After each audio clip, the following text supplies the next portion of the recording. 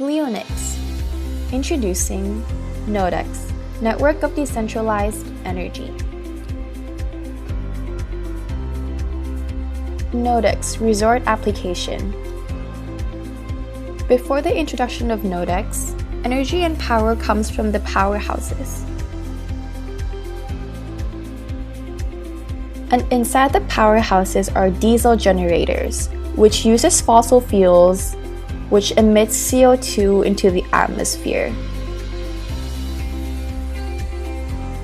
What about changing the resorts to green resorts? We can transform those resorts, those which uses fossil fuels, by using green energy. Green energy can be used through solar cells and NODEX's power nodes. Thus, you can replace this with power nodes. Power nodes share energy and power. If the resort is to expand in the future, the power nodes can too. This is because NODEX is expandable. Thus, energy and power can be shared.